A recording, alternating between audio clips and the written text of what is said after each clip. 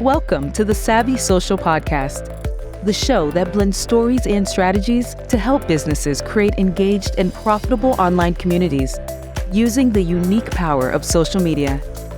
And now your host, ANDREA Jones.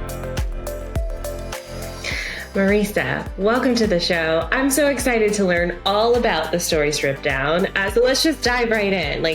Why is storytelling so important on social media? Yeah, this is such a great question. First off, thank you so much for having me. This is so great.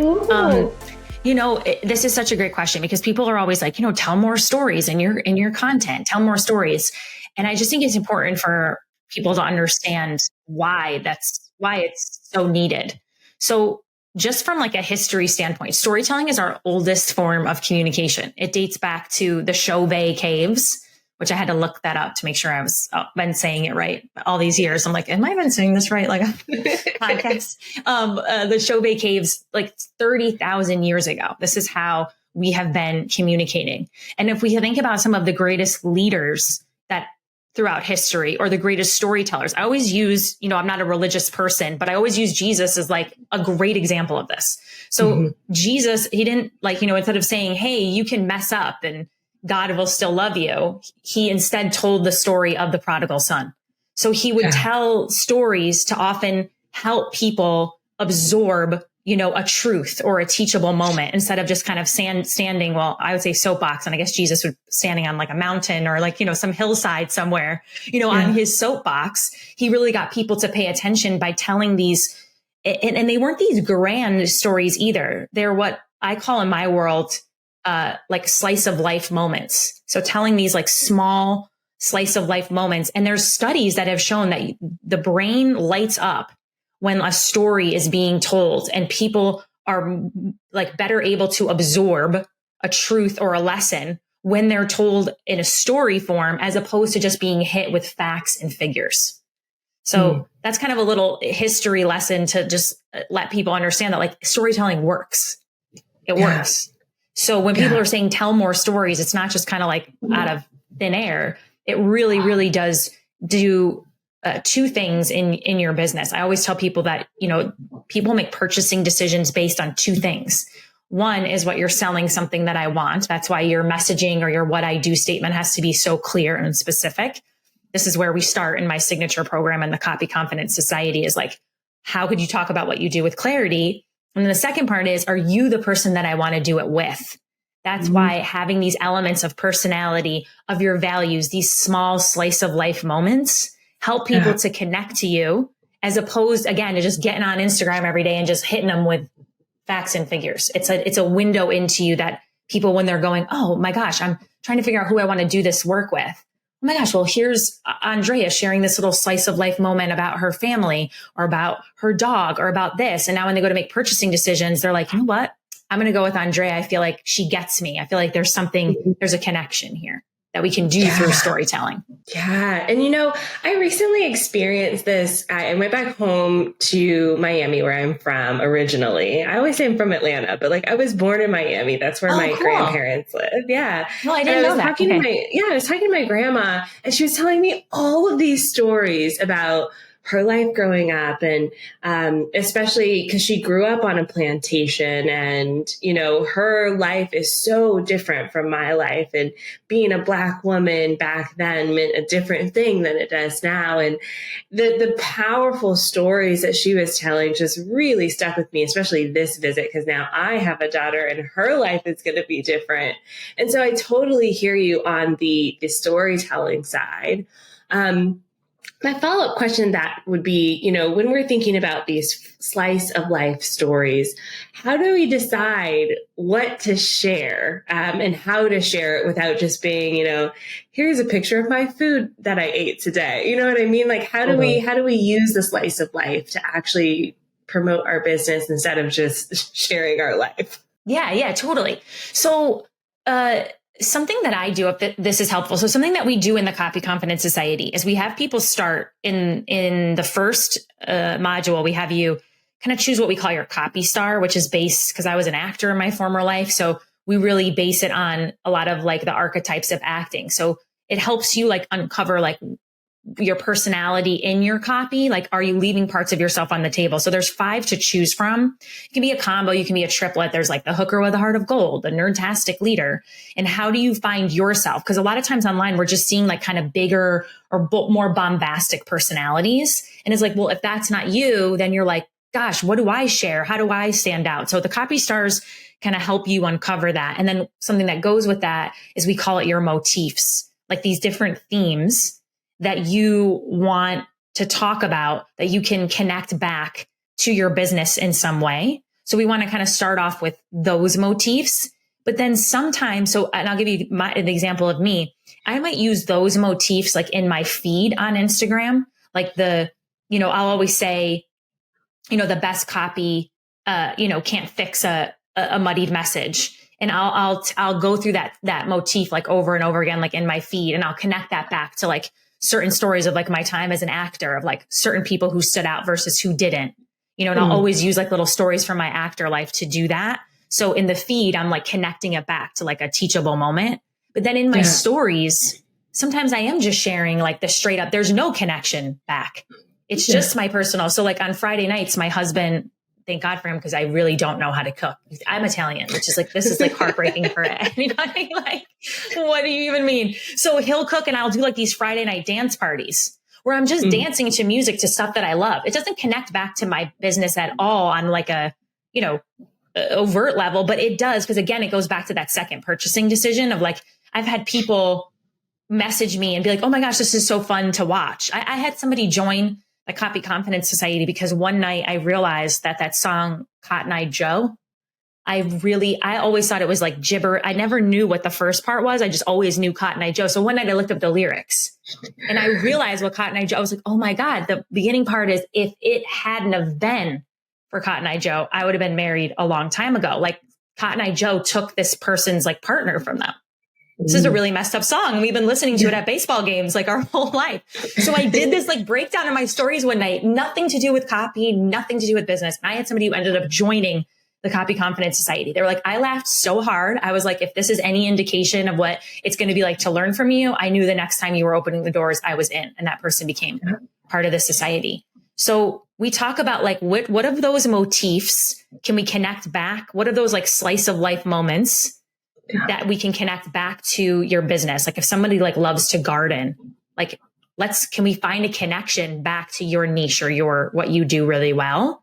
And then sometimes there's just what we call like those fun kind of what might seem like totally like boring or mundane to you, that sometimes we can like share, that again lets people a little glimpse into your personality. So sometimes sharing the food, you never know where it may lead. You don't have to do it every single day. But sometimes you never know where stuff like that may lead to, if that makes sense. Yeah. And I think it's so important, especially because of the nature of social media itself. A lot of times we don't log on to social media going like, what do I want to buy today?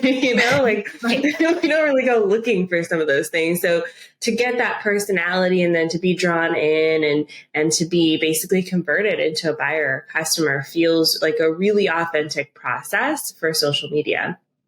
So with all of this in mind, why did you create the Story Stripdown process? Because it feels like there's some sort of connection here between the slice of lives, the storytelling, and then this whole process. Like, obviously, we want to use it to get customers at the end of the day. Right. So even then, we go back to ANDREA, what we're saying in the beginning is like people are telling you, tell more stories. Even now, it's like, okay, how do we know which story should I share about my food? Should I not? Like, how do I know? And so sometimes we have a story at the ready. I always joke with my friends or my people, like, it's not fancy. It's not like sexy. I just have the notes app on my phone. And so at any time people know, I'll be like, hold, please. That could be a story.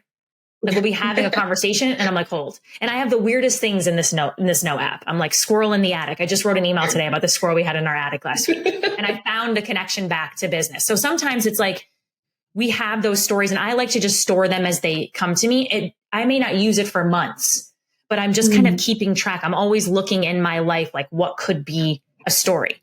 But very often, if that's not like your creation style or how you work best, and then you're staring in front of the Google Doc, you're like, okay, well, They're telling me to use stories. I don't have one of these stories to pull from. What do I do?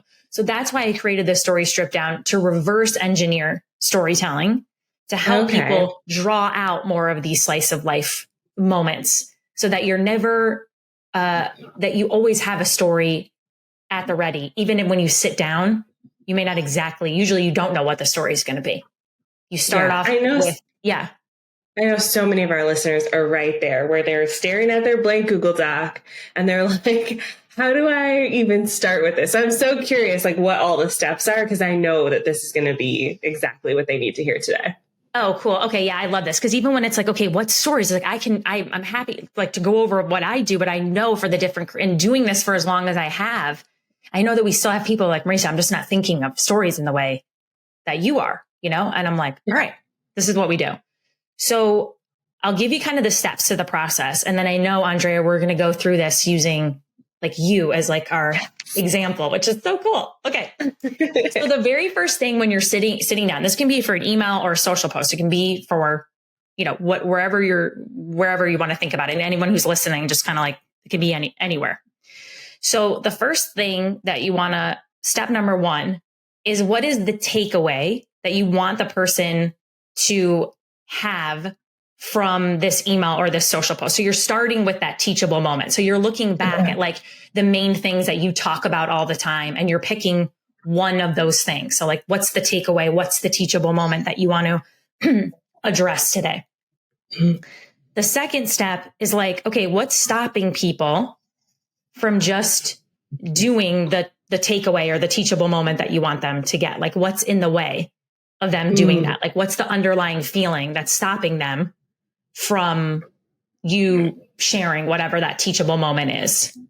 And then this is where usually I tell people, you got to take off your marketing hat and you got to put on your creative hat for a few minutes.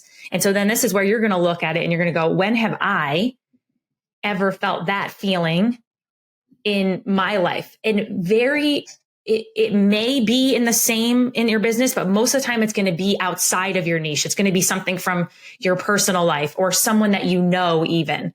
And it's going to be a time when you felt that, or someone that you know have felt that.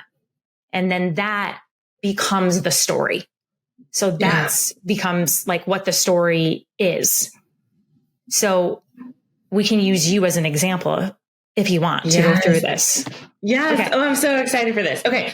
We're going to take a quick break. When we come back, we're going to use myself as the example for the Story Stripdown. Here we go. I'm so excited to officially invite you to my very first in-person retreat happening in Niagara-on-the-Lake, Ontario, Canada, November 3rd through 5th. So this retreat was designed for established business owners who really need to get away from the hustle and bustle of everyday life. You're tired of sitting on Zoom for yet another meeting with your kid crying and hollering in the background, and you're ready to work on the big picture topics like we talk about in this podcast episode. These topics are so important, and sometimes we do not carve out enough space to make important decisions in our business. And if that's you, this retreat is designed to help support you. So come join me November 3rd through 5th in Niagara-on-the-Lake, Ontario, Canada. This hallmark picturesque town is perfect for hosting this retreat. It is all inclusive. Your room is included. All your food is included. We are going to have some amazing conversations, some facilitators, and it's just one of those places where you gotta be in the room. So check it out at SavvySocialRetreat.com. I'll see you there. All right, we're back. I'm so excited. I'm the guinea pig here. Is that PC? Can I say that? I don't know if I'm allowed, if that's appropriate. I don't know. I'm like, are we testing an animal? I don't know, but you're going to be awesome, Andrea, in the hot seat. I will be the example. So where do we start with our end goal, right? Right. So Andrea, you're sitting down to do a social post. When you think about the different themes that you always go back to that calls in the right people, like what is those kind of one of those like main like myths that you need to, bust for somebody, or a teachable moment? Like what might be one of those takeaways that you go back to again and again? Like I always tell people, the best copy can't fix a muddied message. I say it over and over again, talking about the importance of messaging as opposed to just copy. So like, what's an example of that for you? Yeah. So mine probably isn't as crispy and clear as yours is, but I always talk about how social media requires practice. So some people feel like they can just show up and like have an amazing post right off the bat. And I always talk about like that is a skill that needs to be developed over time. Got it. So yeah, you can, first of all, I love this because I think sometimes we always hate being beginners, right? Yeah. We're like, gosh, I just want to nail this and it takes practice. We want the first post we ever do to be like, we're viral. We have, we're on Glenn and Doyle's podcast. It's like our whole life has changed, So totally. So what do you think is like the feeling that stops people from just being like, yeah, Andrea, social media requires practice. I'm just going to hop in there and keep doing it. Like what stops them from, honing in on this skill? I think I'd have to say it's the comparison game. So it's so easy to look around at everyone else at like the professional level, and we see everyone doing amazing things. And so we feel like we don't fit with that. We feel like whatever we're going to post feels too new or too novice, and we don't want to make that mistake very publicly. Yeah, we don't want to make that mistake publicly, or we feel too novice. Totally. I always say this, like, I hate like starting something I don't. I'm like, can I just skip to where I knew all the steps, Like I'll always finish something, but like I hate being like the beginner, which is like so much of running your business, right? So, okay. Can you think of a time in your own life where you either like had to make that mistake publicly or were afraid to be new or be novice? Yeah.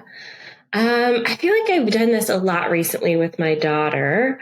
It is a change to become a mom, and especially when we're out in public. Actually last night we went out to dinner and she's loving food all the time. Then suddenly we're in public. She's like, don't want it. And I'm sitting over here like, I promise she eats food, but today she doesn't want to eat it. So we ended up pulling out the iPad and she ended up watching her little show, which again, also I feel like that mom guilt of like, am I doing the right thing? Is everyone looking at me while I'm like my 8-month-old is watching Miss Rachel on YouTube? Great. Oh, this is such a great story. So this could be like how this email or this social post starts. Okay. Talking about like, there, and I can also walk you through this other part of how we like create what I call a micro moment. Because once people have the story, they're like, well, this could be like a Tolstoy level story. This could be like, pages upon pages. So how do we like create the micro moment? But essentially it's telling the story of you being out to eat and, at home, your daughter's like always eating this stuff. And now it's nothing. And it's like, do I stop like taking my daughter out to eat, like all this mom guilt, all that. And then I always say there's like a non-sexy transition where sometimes I don't even have a perfectly like crisp transition. You could transition. Why am I telling you this? Right? Because maybe you feel this way when it comes to being a newbie with social media, and just like, you're not going to hit reply and tell me like, I'm a bad mom. You'd hit reply and tell me you're doing the best you can. Keep going. Keep practice. Is the same thing you need to do to be successful on social media. Yeah. So we like tell that story at the top and link it back. I love this so much. And after this podcast recording, I'm going to go write it. You'll see it in my newsletter. Maybe I'll time it for when this episode goes live. Oh my gosh, I love it. It's great. Yes. And so many people can relate. Like, again, that slice of life moment. It's like so many people can relate. Either they're a parent or we've been around parents or we've been that person. And, we feel for that. And no one would ever hit reply or say to you that you weren't being a good mom. So why do we put the same kind of pressure on ourselves when it comes to social media? And then carving that story at the top, I think this is something else that's really helpful. So this is taken from my actor world. So when I was an actor, we were all taught this method from Uta Hagen called sense memory. So Uta Hagen would give you this exercise in this book where she would be like, go wait for the subway. Cause like everyone lived in New York when she was writing this. And it's like, okay. And just really feel what it's like to wait for the subway. Like, okay, look to the left, look to the right. So if you had to recreate this moment on stage, you can recreate it authentically. So it's really incorporating the senses. So you want to ask yourself in that moment, in that memory that I'm conjuring, what did I see? What did I hear? What did I smell? How did it feel? Now, when you're retelling this in the email or the social post, you don't need to hit all of the senses. I tell people if we can hit 2 of them, you're great. So yours might open up, there we were, my daughter watching Miss Rachel on YouTube. I'm cringing in the corner booth. She liked peas yesterday, right? That's what did I see? How did I feel? You know what I mean? Like you're just picking 2 of that. She liked peas yesterday. So, and here my husband and I are like, what, and then you can tell a little bit more of the story, but you like drop them into that moment by picking like 1 or 2 of the senses, as opposed to being like, let me tell you the story that happened the other night at a restaurant. We drop them right in. There's my daughter watching Miss Rachel on YouTube. We're cringing in the corner booth. And I'm thinking, I say out loud, she liked peas yesterday, like whatever. And then you tell a little bit more of the story and say, why am I telling you this? Because it's likely you feel this way when you're a newbie. And those are come to those non-sexy transitions that I tell people. You can say like, why am I telling you this?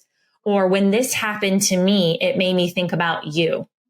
Or have you ever felt like this when it comes to insert the niche? So there's lots, and sometimes I don't even use those. Sometimes, most of the time, anyone who reads my emails is literally me telling a story that you're like, where is she going with this?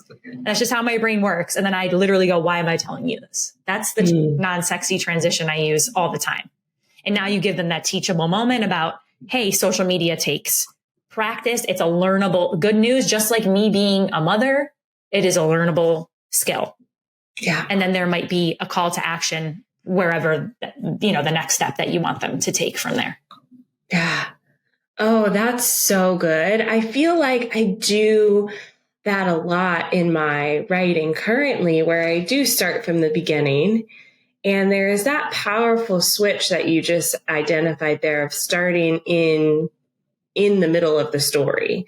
Like I'm a huge reader and I hate when books start like that. Like when they start like, and then this happened, and then this, and then this. I want to get right to the action. Like, tell me what's good. And so I feel like you're doing exactly that with this writing. Oh, this is so good. So I'm curious, you talked a little bit about your approach to this and the story stripped down in your own work. One of the things I love to get nosy about with my guests is like, how does this show up for you? And how much time do you spend on all of this? Because you could very easily write stories like this all day, every day. Yeah.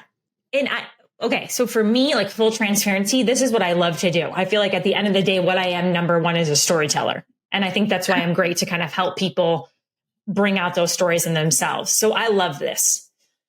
And so I've made a commitment that I'm going to write 2 emails a week to my email list. And we have about 3 social posts that go out a week to the feed. So that's my commitment. Come hell or high water or whatever, now that's not, sometimes I think we got to take a break if we're feeling, certain things, but that's the commitment that I've made. Yeah. So on Mondays, I will sit down to do those things. I just recently started batching those feed posts for the month because I've done this so much now that a lot of times I can repurpose and like pull a new story out. Or here's the cool part. The chances of somebody remembering that story, even from 7 months ago, is slim. So a lot of times once you get going on this, I tell people once you've been doing this for like a few months, you have more than enough that you can repurpose in a new way. So I've been practicing what I preach and doing that, but I still do my emails in real time every Monday for the week. That's just like my happy place. And I never wanted to give that up. I still wanted to feel like that creative person.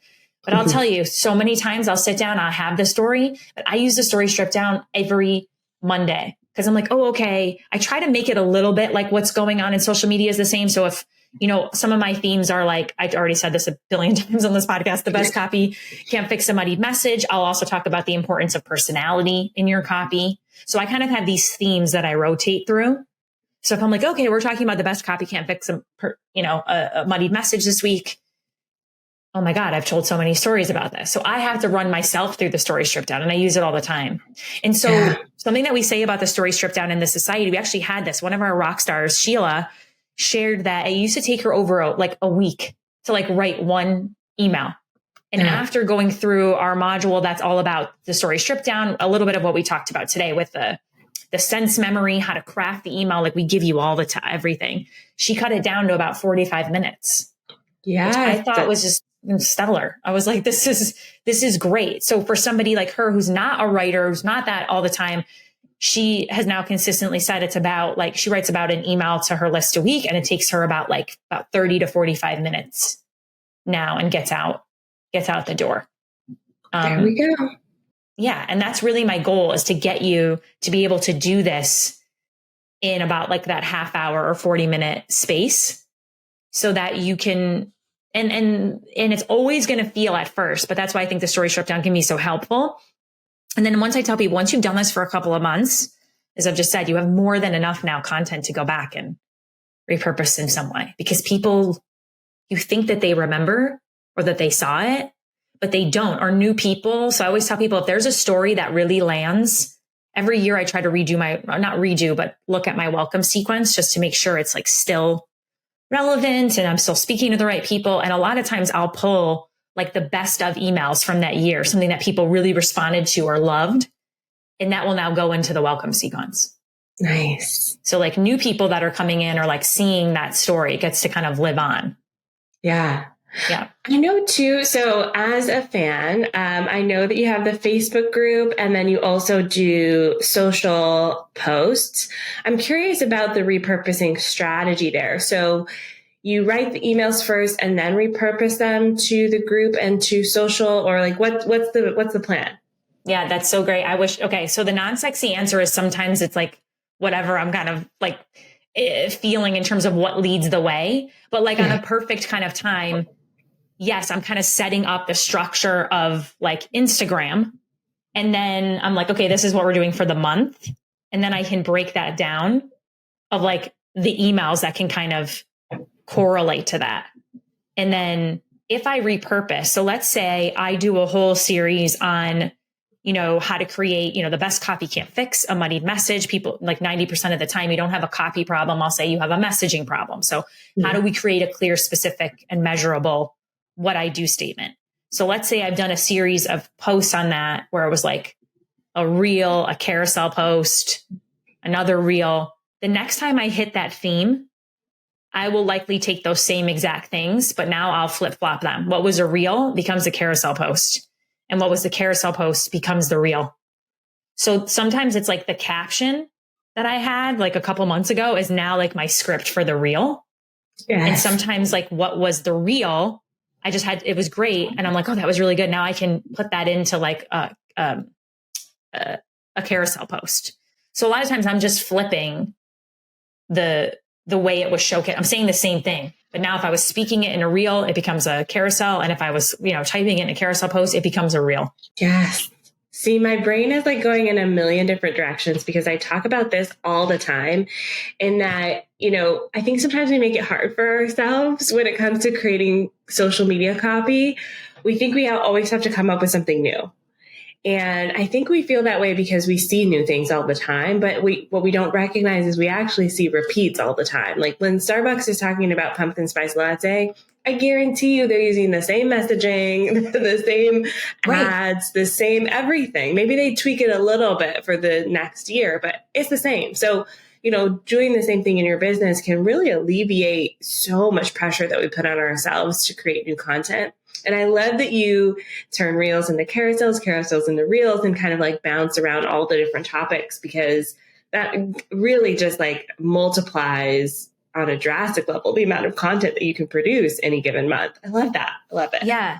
And I have to be honest, like Andrea, for anyone who's listening, I was one of those people who thought you had to create something new all the time, because for a long time, when I created the Copy Chat, which is my signature summit in 2019, that's all I was doing. Not all I was, but I had the Copy Chat that brought people to the Facebook group and to my emails. And that was my primary focus. I didn't have a social media strategy. I did a Copy Chat that would bring, a couple thousand new people into the program. We'd wait a few weeks. We'd get them really going on emails. We open up the doors to the Copy Confidence Society, and social media was something I did to add on to that for fun. But there was no real strategy around that until like hand to God last March of 2022, when we took a break from the Copy Chat. It was the first year. I've been doing 2 Copy Chats a year since 2019.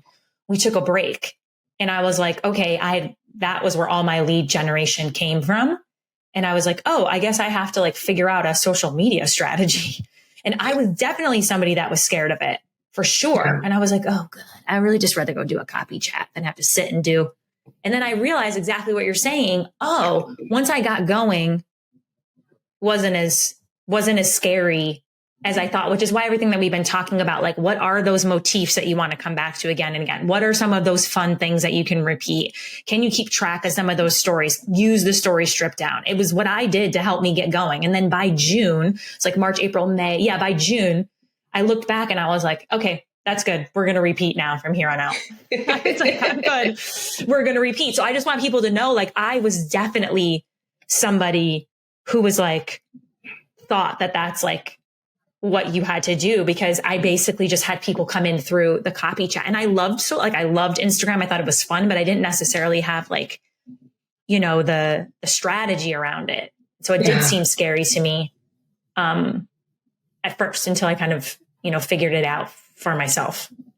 Yes, I love that. See, everyone, it's approachable. I love it. And if you love this too, if you're like, I need more of Marisa in my life, I like the Story Stripdown.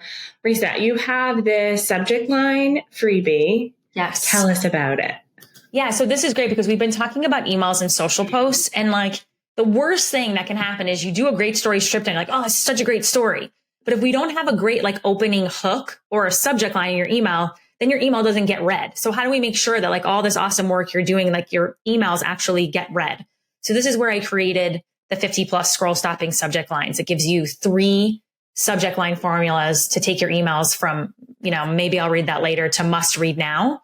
So there's 3 formulas. There's the Cosmo concept, which is a fan favorite. And that one doubles. It works really well for like those opening hooks for social media, for Instagram, like what we see before the see more.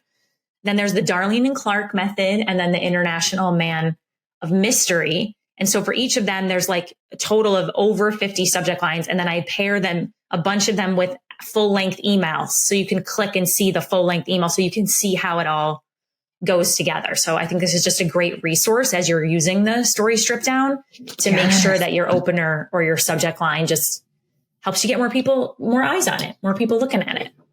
This is awesome. Y'all go grab this. I'm putting the link in the show notes right now. It's onlinedrea.com/240. onlinedrea.com/240. Grab that link and make sure you follow Marisa on all of the socials, all of them. Instagram, right? It's the main one.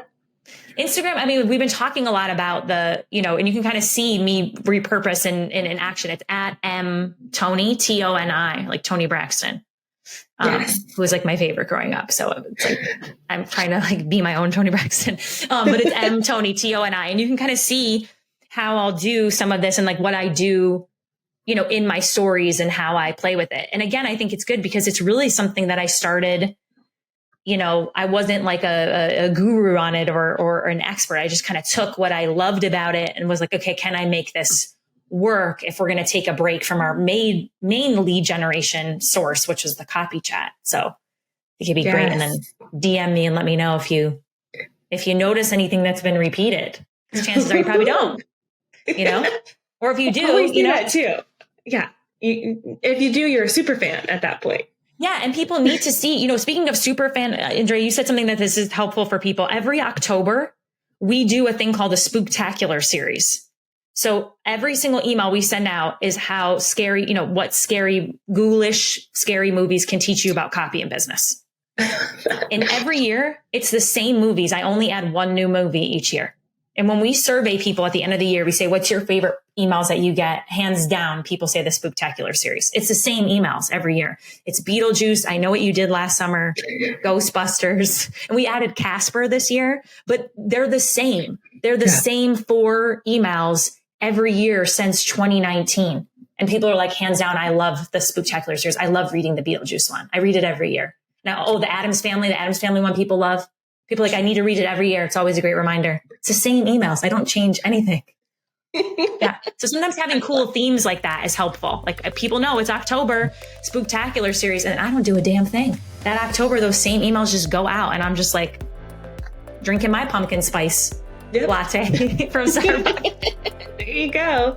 Oh my gosh. I mean, just for the sake of being on Marisa's email list, you got to sign up for the subject lines freebie, because that'll get you on the list. And then you come October, you'll all get the spooktacular emails. I love it. Thank you so much for being on the show. This has been fantastic. Oh my gosh. Thank you, Andrea. And I can't wait to read your email about your daughter, and that social media is a learnable skill. I can't wait to read it. It's coming soon. It's coming soon. Okay. If I haven't done it already, it'll be out soon. Love that. Okay. Thank you so much, Marisa. And thank you, dear listener, for another fantastic episode of the podcast. Next week, I'm going to be diving into social media and AI. It has been a highly requested topic, so stay tuned for that. And I'll see you then. Bye for now. Bye.